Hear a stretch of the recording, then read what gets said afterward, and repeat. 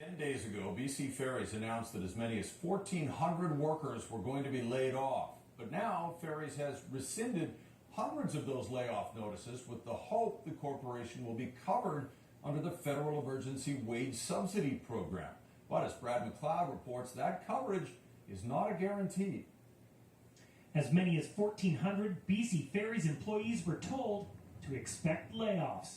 And last week, the company handed out 1,100 notices. But on the eve of their last days on the job, some were told they'd be staying. We opted to rescind the layoff notices for the 500 regular employees. 500 people stay, but 600 casual workers won't.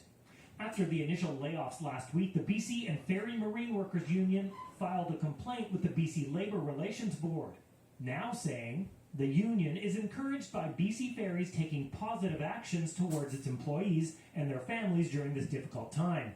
Beyond mitigating damages that may arise from litigation regarding their illegal layoffs, this move is clearly a step in the right direction. This business professor says the timeline has been messy.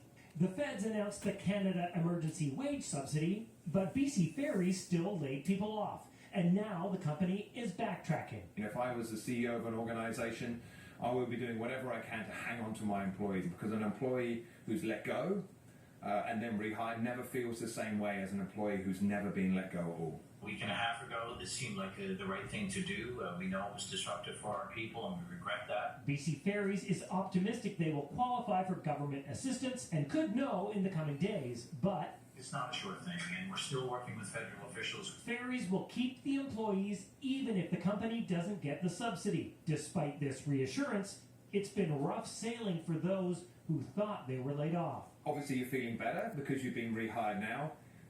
But for the fact that, last week you were let go, you don't feel the same way about the organization now. The 500 no longer laid off will get 75% of their wages until there is work to do.